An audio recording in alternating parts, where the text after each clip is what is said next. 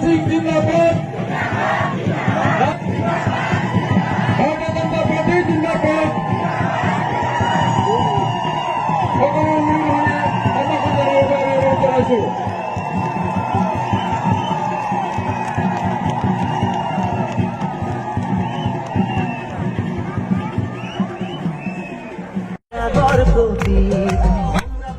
ব্যবস্থা হল বহর থানা বহর সুপুর পানি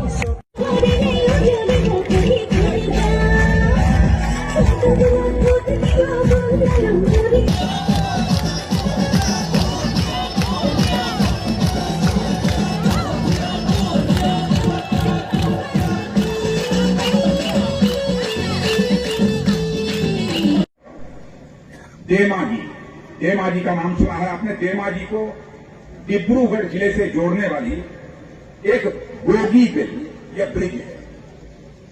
अटल बिहारी वाजपेयी जी जब भारत के प्रधानमंत्री थे उस समय उन्होंने यह कल्पना की थी कि देमाजी को डिब्रूगढ़ जिले से जोड़ने के लिए यह जो है बोगी बिल बनाया जाना चाहिए। उस समय कल्पना की। जब तक कांग्रेस की यहां सरकार थी वह ब्रिज नहीं बन पाया। लेकिन जो ही आपने यहां पर सरकार बना दी बहनों भाइयों, यह ब्रिज बनकर 2018 में तैयार हो गया और प्रधानमंत्री ने इसका उद्घाटन कर दिया। यह काम करने का हम लोगों का तरीका है। और आपको शायद जानकारी है कि नहीं है, यह ब्रिज कितना शानदार बना है कि पूरे एशिया में इंजीनियरिंग मार्वल्स के बारे में यदि कोई ब्रिज जाना जाता है तो आपका यह बोगीबिल का यह ब्रिज जाना जाता है। बहनों भाइयों, मैं आपको जानकारी देना चाहता हूं। अब इससे अंदाज लगा सकते हैं कि नॉर्थ ईस्ट के विकास के प्रति हमारी सरकार की क्या सोच है, हम लोगों के दिल में भाव क्या है, इसका सहज नहीं अंदाज आप लगा सकते हैं। अब यहां पर रेल कनेक्टिविटी का जहां तक सवाल है, पहले रेल से जहां से आप चाहें वहां जाना चाहें नहीं जा सकते। कुछ रेलें काफी दो इधर उधर चलती, लेकिन रेल के द्वारा भी असम ही नहीं नॉर्थ ईस्ट का हर कोना हर कॉर्नर जुड़ जाना चाहिए। पहली बार किसी प्रधानमंत्री ने सोचा है तो उस प्रधानमंत्री का नाम है नरेंद्र भाई मोदी। और बहनों भाइयों, लगभग 7,000 करोड़ रुपया इस रेलवे कनेक्टिविटी के लिए हमारी सरकार ने यहां मुहैया कराया। 7,000 किलोमीटर और रेल कनेक्टिविटी देने के लिए 2,000 किलोमीटर लंबे 19 प्रोजेक्ट लगभग 7,595 रुपए की लागत से पिछले कुछ वर्षों में शुरू किए गए हैं। यह मैं आपकी जानकारी में लाना चाहता हूं। और कई ऐसे विकास के काम हैं। मैं आपसे कुछ पूछना चाहता हूं, क्या यह सच नहीं है? जहां में चाय बागान में काम करने वाले मजदूर तो पहले 167 रुपया 167 रुपीज पाते थे, उनकी मजदूरी को बढ़ाकर हमारी सरकार ने 217 किया है। पूरा किया है कि नहीं चाय बागान के लोगों से मैं पूछना चाहता हूं। और पहली बार किसी प्रधानमंत्री ने चाय बागान में काम करने वाले लोगों की चिंता की है। 1,000 करोड़ रुपया चाय बागान में काम करने वाले लोगों को मुहैया कराने का काम यदि किसी प्रधानमंत्री ने किया है तो नरेंद्र भाई मोदी ने किया है ना भाइयों।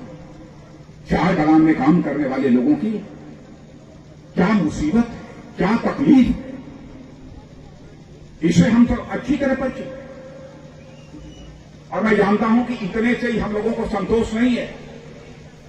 हमारी ख्वाहिश है, हमारे प्रधानमंत्री की यह इच्छा है कि चाय बागान के अंदर काम करने वाले मजदूर भी एक सम्मानित जिंदगी जी सके, यह सुविधा उन्हें मुहैया कराई जानी चाहिए। और मैं आपको यकीन दिलाकर जाना चाहता हूं कि वह सुविधा हम सभी आप सबको मुहैया करेंगे। अब बहनों भाइयों, अब तो शांति का माहौल कर रहा हूं कि बहनों भाइयों, आपके प्रत्याशी श्री उत्पल बोहरा जी, उनसे आप अच्छी तरह परिचित हैं। इनका मुझे परिचय कराने की कोई जरूरत नहीं। यह भीड़ देखने के बाद ही मैं इस नतीजे पर पहुंच गया कि बहनों भाइयों, इस क्षेत्र की जनता ने मन बना लिया है कि उत्पल बोहरा को अब दूसरी बार भारी मतों से चुनाकर हमको असम की विधानसभा में देना। और उत्पल बोहरा जी, आपसे एक वचन ले लूं, इनसे एक वचन ले लें, प्रॉमिस करा लें। बोलिए, पीछे के लोग प्रॉमिस करा लें। इनसे शामिल मैं ये कराना चाहता हूं, और यहां पर आपके सांसद भी बैठे हैं पल्लव लोचन दास जी, इनसे भी मैं काबिज कराना चाहता हूं। बहनों भाइयों, चुनाव यदि आप रिकॉर्ड मतों से जिता देंगे तो मैं इनसे कहूंगा कि एक बार मुझे फिर से यहां बुला लेना, एक बार फिर से मुझे यहां बुला। और बहनों भाइयों, महीने 2 महीने 4 महीने 6 महीने साल में कभी बुला, अपना स्वागत कराने के लिए नहीं आना चाहूंगा, एक बार शीश झुकाकर यहां की जनता का अभिनंदन करने के लिए आना चाहूंगा, आप सभी का स्वागत करने के लिए आना चाहूंगा। आप सबको बहुत बहुत धन्यवाद।